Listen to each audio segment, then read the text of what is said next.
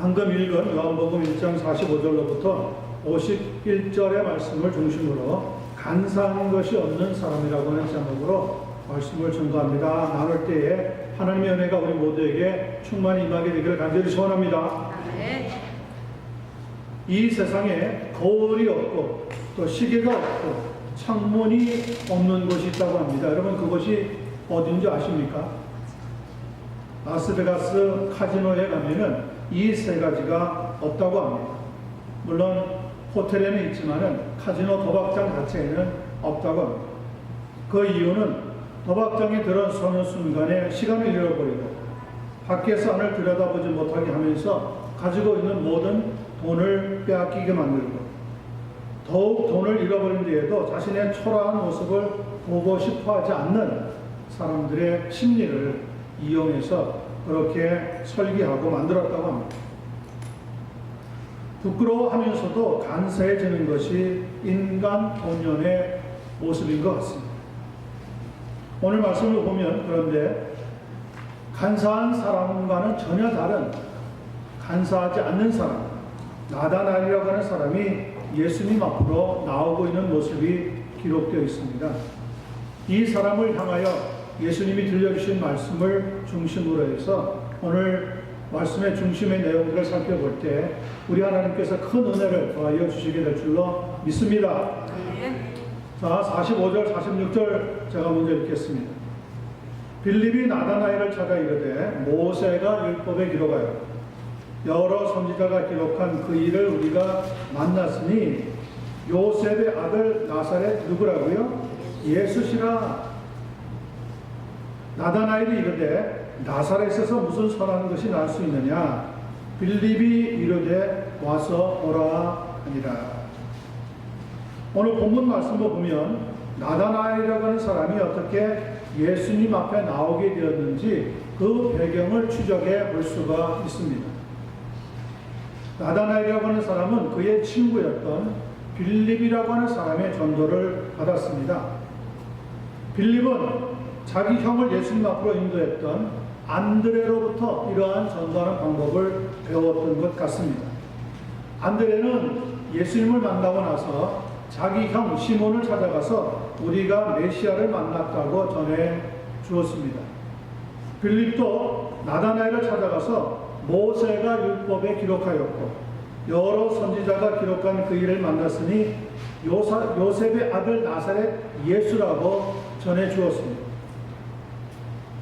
이렇게 빌립과 나다나엘은 예수님의 제자가 되는 과정이 오늘 귀한 모습으로 기록되어 있습니다. 여러분들이 잘 아는 것처럼 예수님의 제자들 12명을 살펴보면 2명씩 짝을 이루고 있습니다. 예를 들면은 베드로와 안드레, 요한과 야고보, 그리고 오늘 본문에 나와 있는 빌립과 또 한 사람 그의 친구 바돌로메라고 하는 사람이 있습니다. 성경학자들은 이 바돌로메가 바로 나다나엘이라고 결정을 내리고 있습니다. 나다나엘이라고 하는 것은 하나님의 선물이라고 하는 의미를 가지고 있습니다. 두 사람은 나다나엘이라고 하는 사람이나 베드로라고 하는 사람은 자기의 친구 혹은 자기 동생의 전도를 받고 예수님을 믿고 따라가는 제자가 되었습니다.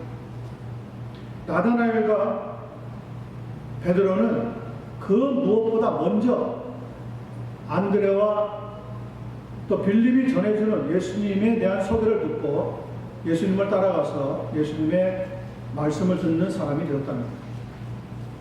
그래서 중요한 단어는 먼저라고 하는 단어입니다. 이 먼저라고 하는 단어가 헬라 말로는 프로토스라고 하는데, 프로토스라고 하는 헬라어의 의미는 무엇이냐면 프라이어리티라는 뜻입니다. 우선순위가 있다는 거죠. 빌립이 예수님을 믿고 나서 제일 먼저 하니, 즉 자기의 삶에 우선순위를 둔 것이 무엇이냐? 친구를 찾아가서 예수님을 전해주는 개인 전도를 감당하게 되었다고 하는 말입니다. 이러한 전도를 가리켜서 오이코스 전도라고 합니다. 오이코스라고 하는 것은 집안 혹은 가족을 위한, 가족에게 복음을 전한다.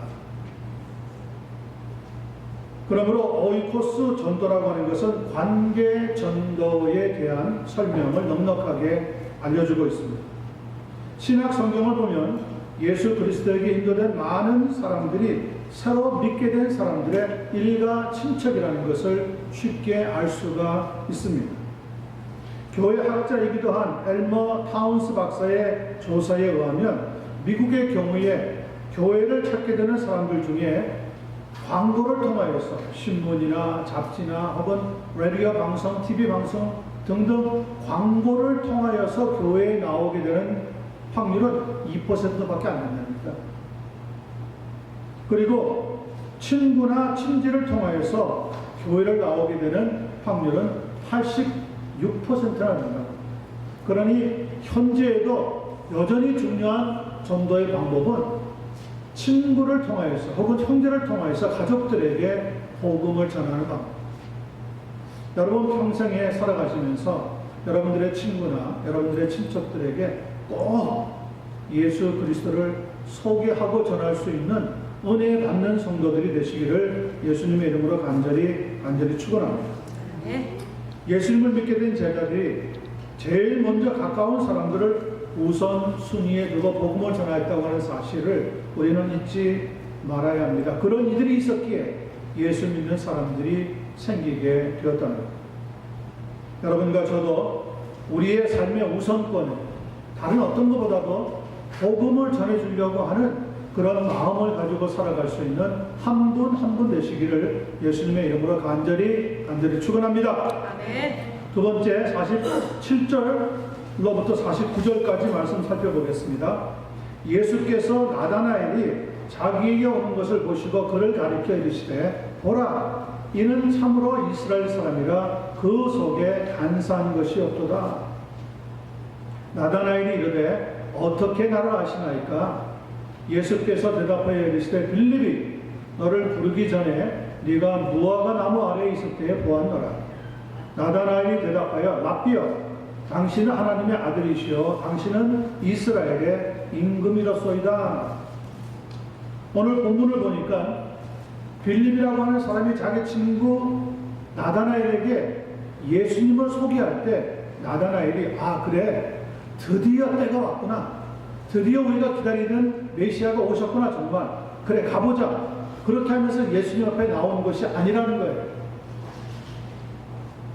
율법에 기록되었고 여러 선지자들이 전해준 메시아를 만났으니 그분은 나사렛 예수라고 하는 분이다. 빌립이 이렇게 전할 때 나다나엘의 반응이 무엇이었습니까? 나사렛 예수? 나사렛에서 무슨 선한 것이 나겠느냐? 그 말이에요. 다시 말하면 그런 나사렛 같은 시골 동네에서 인물은 큰 대도시에서 나는 거지 그런 시골에서 그런 깡촌에서 무슨 위대한 사람이 나올 수가 있겠느냐. 메시아가 그런 데서 나온다고 하고 헛방구를 꼈다는 거죠. 그의 이러한 부정적인 반응 이걸 가리켜서 우리가 편견이라고 말합니다. 중요한 것은 사람들마다 다 일종의 편견을 다 가지고 있는데 여러분 이 편견이 깨어지기 전에는 예수님을 만나기 어렵답니다. 우리가 가지고 있는 편견이 있어요. 교회에 대한 또 하나님에 대한 성도들에 대한 편견이 있어요. 세상에서 많은 사람들이 교회에 관한 소식을 듣습니다. 그런데 대부분 교회에 관한 소식이 부정적인 이야기입니다. 그러니 교회에 대해서 나름대로 깊은 잘못된 편견을 가지고 있습니다. 그래서 결국 이 편견이 깨어지지 않기 때문에 예수님 앞으로 인도함을 받기가 어렵다는 거죠. 혹시 여러분들의 가족들이나 친척들이나 친지들 가운데 편견을 가지고 있다면 이런 편견이 깨어질 수 있게 되어지기를 간절히 소원합니다. 누구 때문에요? 여러분들이 제대로 바르게 믿는 성도라고 하면은 틀림없이 그들이 가지고 있는 편견이 깨어지게 될 겁니다. 우리가 기독교에 대해서 교회에 대해서 들었는데 상당히 부정적이었는데 아무개를 보니까 좀 다른 것 같아. 아닌 것 같아. 정말 하나님이 있는 것 같아. 저 사람이 예수를 정말 믿는 사람이라면 나도 한번 믿고 싶어. 이런 생각을 갖게 하는 하나님의 은혜가 꼭 임할 수 있게 되어지기를 간절히 소원합니다. 하여튼 사람들은 지금 이런저런 이유로 예수님 믿기를 거부하고 있습니다. 그 편견이 깨어져야 한다는 거죠. 그럼에도 불구하고 나다나엘은 빌립을 따라 자기의 생각을 바꾸어서 예수님을 만나러 나오게 되었다는 것이 본문에 기록되어 있습니다. 하나님의 은혜죠. 그리고 그렇게 나오는 나다나엘을 보시고 예수님께서는 무엇라고 하시냐면, 보라, 이는 참으로 이스라엘 사람이라 그 속에 뭐가 없어요? 그 속에 간사한 것이 없다 말씀하셨습니다. 그랬더니 나다나엘이 깜짝 놀라면서 이렇게 묻습니다. 어떻게 나를 아시나이까? 언제 저를 본 적이 있습니까? 빌립이 너를 부르기 전에 네가 무화과 나무 아래 있을 때 보았느니라. 이 한마디에 나다나엘은 충격을 받았습니다.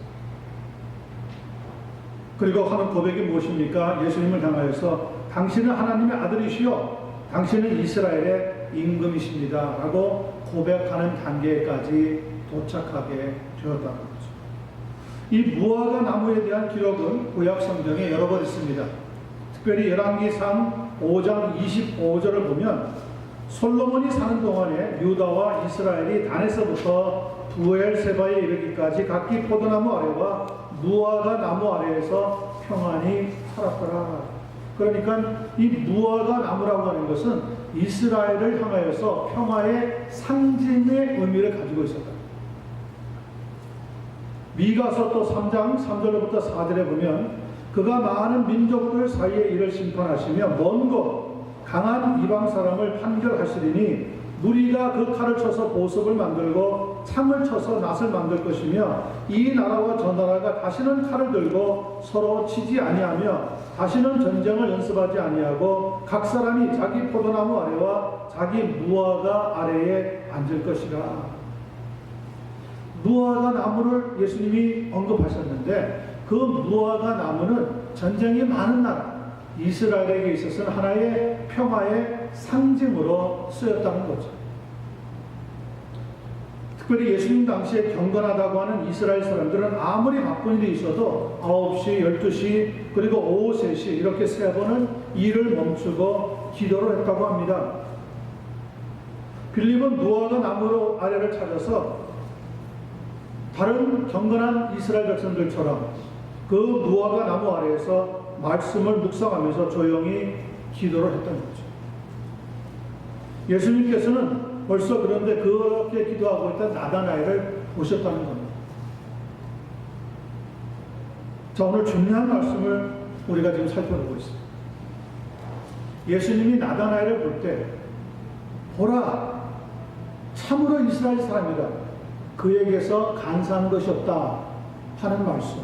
그가 무화과 나무 아래에서 조용히 이스라엘의 독립을 위하여서, 자유를 위하여서, 평화를 위하여서 하나님 앞에 하루에 3번씩 조용히 쉬지 않고 기도하는 것을 보시고 하신 말씀이죠. 자, 그런데 질문이 하나 있습니다. 만약에 예수님께서 우리를 보시고, 아니 나를 보시고, 여러분을 보시고, 나는 네가 도박장에 있을 때 보았다. 그랬다면 어떨까요? 그러면 이제부터 이야기가 달라집니다. 나다나엘에게 나는 네가 술집에 있을 때 보았다. 그럼 어떨까요? 그러면 나다나엘의 일생은 바뀌는 거죠. 나는 네가 다른 사람과 싸울 때 보았다. 남의 흉을 볼 때 보았다. 남의 뒷담화할 때 보았다. 다른 사람을 속일 때 너를 보았다. 이러면은 큰일이 나는 겁니다, 지금. 우리는 그냥 이 말씀을 읽고, 아, 나다나엘에게 이렇게 말씀하셨구나 라고 가볍게 지나가면 안 되는 거예요. 나다나엘은 그렇게 말씀하신 예수님께서 나를 보시고는 뭐라고 말씀하실까를 기억을 해야 하는 거죠. 우리는 어떻게 예수님 앞에 만남을 갖게 되었을까요? 그리고 지금 나는 예수님이 보시면 어떤 뭐라고 내게 말씀하실까요? 간사한 것이 없는 사람이다. 나다나엘이 이렇게 주님으로부터 말씀을 들었어요. 그런데 우리에게는 저 간사한 놈 봐라, 저 간사한 녀석 보아라 한다면 참 큰일 아니겠어요? 신앙생활은 매일매일이 하나님 앞에 성실하게 나가는 거예요. 여러분, 사람이 성숙해진다는 게 무슨 말이죠? 사람 사이의 관계성을 폭넓게 좀 더 이해하게 되었다는 의미잖아요. 하나님 앞에 믿음 생활하는 우리가 성숙해졌다는 건 무슨 말입니까? 하나님의 뜻을 조금 더 넓게 이해하게 되었다는 말이에요. 그것이 성숙이에요, 성숙. 시간이 지났기 때문에 우리는 믿음의 성숙함을 보이는 성도가 되셔야 하는 줄로 믿습니다. 중요한 것은 나다나엘이라고 하는 사람도 완벽한 사람이 아니었을 텐데 분명히 실수를 했을 겁니다. 분명히 어딘가서 잘못한 적도 있을 겁니다. 그런데도 불구하고 예수님께서는 나다나엘을 보시고 보라, 참으로 이스라엘 사람이다. 저에게서는 간사한 것이 없다라고 아주 귀한 평을 내려주셨다고 하는데 오늘 본문에 중요한 내용이 들어있습니다. 우리가 주님 보실 때 아마 지금 나를 보시면 형편없을지도 몰라요. 스케일 1번부터 10번까지 점수를 매기는데 나에게 평을 한다면 내가 5번이 안 될지도 몰라요. 4번, 3번, 2번쯤에 가 있을지도 몰라요. 그런데도 우리 주님께서는 그걸 다 우리를 포함해서 안으시고 우리에게 간사한 것이 없다라고 말씀해 주실 수 있는 능력의 하나님, 권능의 하나님인 것을 믿게 되시기를 간절히 소원합니다. 나다나엘은 자기의 부족을 알았을 거예요. 자기가 무화과 나무 아래에서 조용히 기도하고 있는, 묵상하고 있는 그 모습도 아시는 예수님이라면 틀림없이 나의 모든 삶을 다 알고 계실 것이라고 하는 결론을 내리게 된 거죠. 그리고 하는 고백이 무엇입니까? 당신은 참으로 하나님의 아들입니다. 당신은 참으로 이스라엘의 임금입니다. 그런 분이 아니라면 어떻게 전지전능하신 능력을 나타낼 수가 있겠습니까?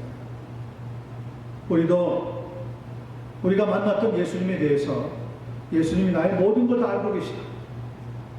예수님은 하나님의 아들이시다. 나의 주님이시다. 이렇게 고백하면서 매일매일 믿음의 삶을 간절히 그리고 정직하게 그리고 사모하는 마음으로 감당할 수 있는 한 분 한 분 되시기를 예수님의 이름으로 간절히 축원합니다. 자, 마지막 50절 51절 보겠습니다. 예수께서 대답하여 이르시되 내가 너를 무화과 나무 아래에서 보았다므로 믿느냐? 이보다 더 큰 일을 보리라. 또 이르시되 진실로 진실로 너에게 이르노니 하늘이 열리고 하나님의 사자들이 인자 위에 오르락 내리락 하는 것을 보리라 하시니라. 이 마지막 50절 51절은 나다나엘을 만나주신 예수님께서 그에게 하늘나라의 사명을 주고 있는 말씀입니다. 내가 너를 무화과 나무 아래에서 보았다므로 믿느냐? 그 정도는 아무것도 아니라는 거예요. 그러면서 이것보다 더 큰 일을 네가 보게 될 것이다 약속해 주셨습니다. 그 약속의 내용이 뭡니까? 하늘이 열리고 하나님의 사자들이 인자 위에 오르락 내리락 하는 것까지 보게 될 것이라고 하는 약속이었습니다. 여러분, 인자 위에 하나님의 사자들이 오르락 내리락 한다고 하는 말씀과 아주 비슷한 말씀이 구약성경 창세기에 가면 28장 11절로부터 14절에도 기록되어 있습니다. 거기에 보면 하나님의 사람 한 사람이 나옵니다. 야곱이라고 하는 사람이죠. 야곱이 자기가 살고 있던 부엘세바에서 외삼촌 라반이 살고 있던 하란이라고 하는 곳까지 먼 여정을 떠나다가 하루는 해가 지니까 힘들어서 그곳 들판에서 하룻밤을 유숙하려고 돌베개를 하고 누워있는데 꿈을 꾸게 됩니다. 그 꿈을 꾸는데 이런 내용이 적혀져 있습니다. 꿈에 본즉 사닥다리가 땅 위에 서 있는데 그 꼭대기가 하늘에다. 또 본즉 하나님의 사자들이 그 위에서 오르락 내리락 하고 또 본즉 여호와께서 그 위에 서서 이르시되 나는 여호와니 네 조부 아브라함의 하나님이요 이삭의 하나님이라. 네가 누워있는 땅을 내가 너와 네 자손에게 주리니 네 자손이 땅의 티끌같이 되어 네가 서쪽과 동쪽과 북쪽과 남쪽으로 퍼져나갈지며 땅의 모든 족속이 너와 네 자손으로 말미암아 복을 받으리라 약속해 주신 것입니다.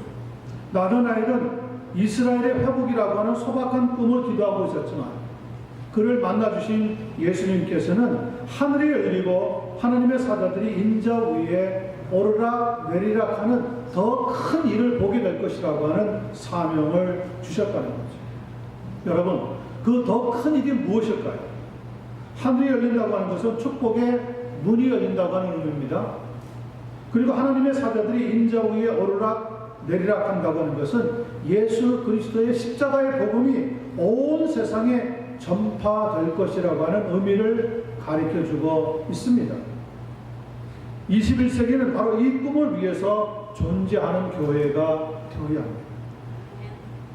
세계 선교의 꿈을 교회 사이즈가 작든지 어느 정도 중간 사이즈든지 큰 사이즈든지 상관없이 예수 그리스도의 교회라면 바로 이 꿈을 가지고 하나님 앞에 사역을 해야 된다는 거죠. 저는 저희 교회가 이 꿈을 위해서 존재하는 교회가 되어지기를 간절히 소원합니다. 예수님께서는 나다나엘을 향하여서 보라, 이는 참으로 이스라엘 사람이라 그 속에 간사한 것이 없다고 하셨는데, 저는 이 말씀의 내용이 우리에게는 굉장히 중요하다고 믿습니다. 간사하다, 영어 성경에는 there is nothing false 라고 적어놨어요. 그러니까 잘못된 것이 없는 사람이라는 뜻이에요. 간사하다고 하는 것은 원래 의미를 살펴보니까 성질이 간교하고 행실이 바르지 못하다고 하는 뜻입니다. 이것을 사람에게 적용시켜서 간사한 사람이다 그러면은 자기의 이익을 위하여 나쁜 꾀를 부리든지 마음이 바르지 못한 인물이다, 그런 의미를 주는 겁니다. 즉 간사하다고 하는 것은 능글맞거나 음흉하지 않다고 하는 쉬운 말로 해석을 해볼 수가 있어요. 사람들을 만나보면요, 능글능글한 사람이 있어요. 진실도 아닌 것 같고 장난치는 것도 아닌 것 같고 이것도 아니고 저것도 아닌 것 같은 아주 회색 같은 사람들이, 그러면서 은근히 우리의 부활을 돋보는 사람들이 있어요. 자기를 서서히 나타내고 자랑하면서 상대방을 아무것도 아닌 것 같이 묵살시키려고 하는 아주 능글맞는 사람들이 있단 말이에요. 그뿐 아니라 속에 무언가 감추고 내놓지 않고 음흉스럽게 사람을 대하는 사람들이 있다고요. 그런 사람들이 바로 간사한 사람. 나다나엘은 물론 실수도 있었고 잘못도 하고 때로는 넘어지기도 했겠지만 예수님이 보실 때 그 속에 그런 음흉하거나 능글맞는 구석이 없었던 인물이라는 거죠. 그러고 보면 요한복음을 쭉 1장부터 마지막 장까지 공부해 보면 예수님 앞에 나와서 제자가 된 사람들은 한 가지 특징이 있습니다. 무엇이 없는 사람이에요? 간사함이 없는 사람. 완벽한 사람들은 아니에요. 그러나 적어도 예수 믿게 된 사람들을 보니까 간사함이 그 속에 없는 사람이더라. 저는 우리 성도님들이 그 마음 속에, 그 삶 속에 간사한 것이 없는 하나님의 사람들이 되시기를 간절히 축원합니다. 중요한 것이 무엇이냐? 여러분, 마음이 바르지 못한 사람이나 행실이 바르지 못한 간사한 사람이 만약에 복음을 전한다면 어떻게 될까요? 그런 사람이 정하는 복음은 틀림없이 10중 8구 가짜 복음이 되기 쉽습니다. 다른 사람에게 복음을 전하는데 사기를 쳐요. 그런 사람을 통해서 얻게 되는, 듣게 되는 복음이 진짜 복음일까요? 예수님께서 지금 나다나엘에게 주고 있는 말씀은 우리에게 들으라고 하는 말씀과 똑같은 거예요. 네가 정말 하나님 믿느냐? 나의 제자가 되었느냐? 그렇다면 적어도 너의 삶 속에서 간사하다고 하는 것은 없어야 된다는 거죠. 실수하는 것, 주님이 우리의 약함을 아세요. 우리가 부족하다는 것, 예, 주님께서 알고 계시다고. 그러나 적어도 예수 믿는 사람이라고 한다면 간사하다고 하는 말은 듣지 말아야 한다는 거죠. 능글능글 맞는 사람이라고 하는 이야기는 듣지 말아야 한다는 거예요. 저 사람은 음흉스러운 사람이야, 가까이 하면 안 돼, 이런 이야기는 적어도 듣지 말아야 한다는 거죠. 그런데 오늘 교회 나오고 있는 성도들 가운데 세상 사람들이 손가락질하는 사람들 보면 바로 이렇게 간사하다고 하는 말을 듣는 사람들이 많이 있다는 데 문제가 있습니다. 정직하지 못한 거죠. 바르지 못한 거죠. 신실하지 못한 거죠. 진실되지 못하는 거죠.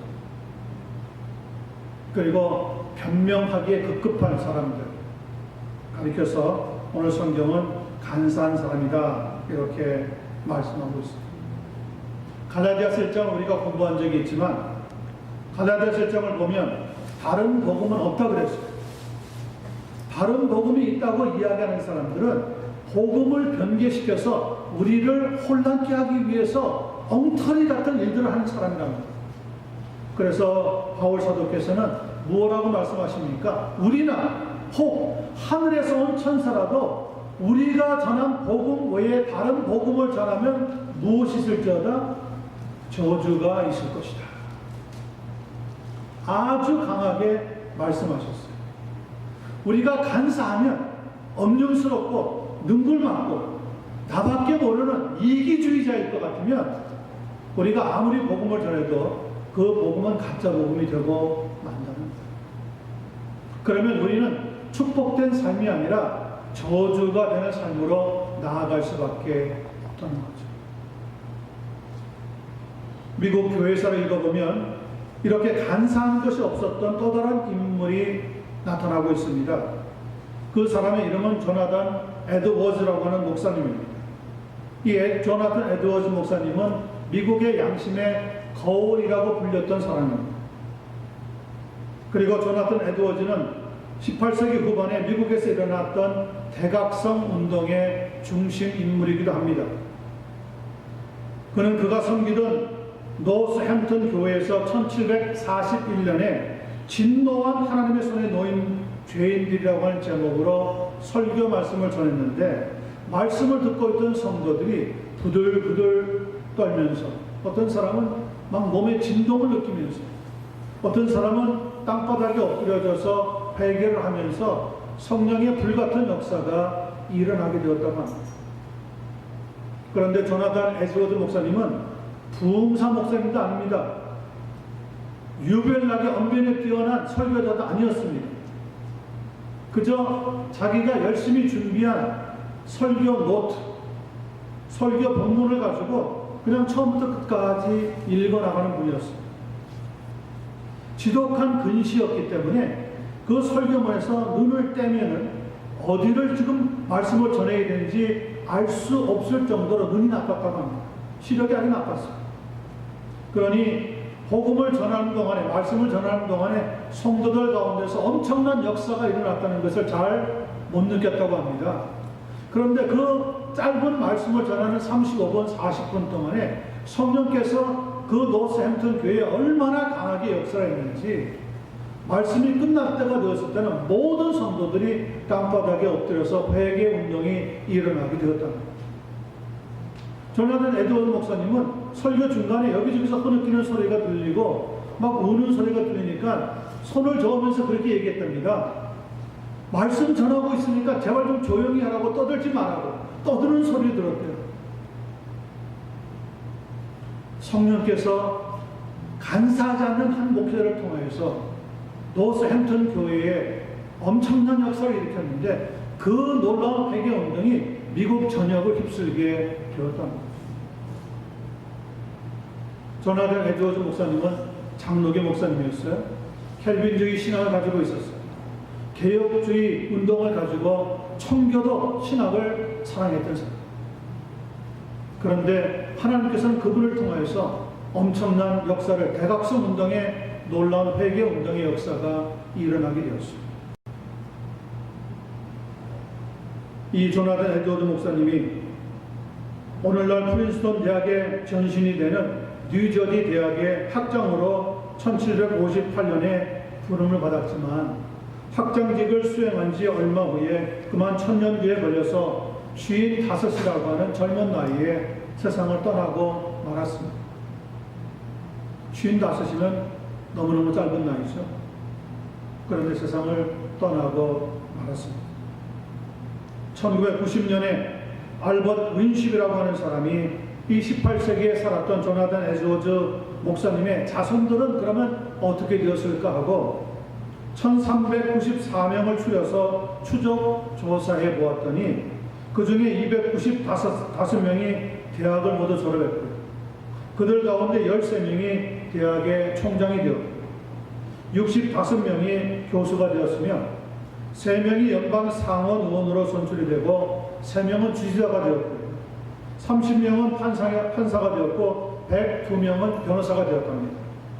그리고 56명은 의사가 되고 75명은 군대의 장교가 되었고 100명은 유명한 선교사와 목사와 작가가 되었고요. 1명은 미국의 재무부 장관, 또 한 사람은 미국의 부통령이 되었다는 것을 밝혀내었습니다. 보세요. 한 사람에 간사하지 않는 사람이 하나님 말씀에 충성했더니 그 말씀대로 살다가 비록 짧은 인생을 살고 세상을 떠났지만 그들의 자손들 가운데 이 땅에 놀라운 회개의 역사가, 청결케 하는 역사가 일어나는 열매를 거두게 만들었다는 거죠. 역대하 7장 14절에 보면 내 백성으로 일컫는 내 백성이 그 악한 길에서 떠나 스스로 겸비하고 기도하여 내 얼굴을 구하면 내가 하늘에서 듣고 그 죄를 사하고 그 땅을 고칠 것이라고 약속하고 있습니다. 한 사람에 간사하지 않는 나다나엘과 같은 제자가 되어서 초대교회에 복음을 증거하는 역사가 계속되어진 거죠. 한 사람에 간사하지 않는 사람, 조나단 에드워즈 목사님을 통하여서 이 땅에 청교도의 회개운동이 일어나게 하든지 그들의 자손들이 복을 받고 그 자손들이 또 미국을 새롭게 하는데 쓰임을 받는 인물들이 되었다는 거죠. 여러분, 나 한 사람 적당히 교회 다니면서 어느 정도 헌금도 내고 봉사도 하다가 그냥 일생을 마치면 끝나는 게 아니라고 하는 말이에요. 하나님께서는 오늘 나다나엘과 같은 사람을 찾고 있다는 거죠. 비록 시몬 베드로라든지 사도 바울의 빛에 가려서 나다나엘이라고 하는 사람이 얼마나 어떤 일을 했는지 다 우리는 모르지만 그러나 이 본문을 통해서 우리가 귀한 교훈을 발견하는 것은 예수님께서는 누구를 찾고 있느냐? 간사하지 않는 사람을 찾고 있다. 오늘 말씀을 정리하고 마치면서 여러분들에게 함께 나누고 싶은 교훈도 그겁니다. 여러분, 간사하지 않는다고 하는 사람들의 특징이 무엇이죠? 충성입니다. 간사한 사람은 절대로 충성하지 못합니다. 다른 사람의 눈을 의식해서 적당히는 하지만 끝까지 충성하지 못합니다. 우리 하나님께서는 충성한 사람, 간사하지 않는 사람을 이 시대에 찾고 있다는 것입니다. 우리는 기도합니다. 우리 자녀들이 간사하지 않는 사람으로 하나님 앞에 나오게 되기를 바라고 또 기도하는 것은 오늘 예배를 드리는 여러분 모두가 한 사람 한 사람 빼놓지 않고 간사하지 않는 사람이 되어서 하나님의 귀한 사역들을 감당하고 하나님을 기쁘게 섬겨드릴 수 있는 한 분 한 분 되시기를 간절히 축원합니다. 기도하겠습니다.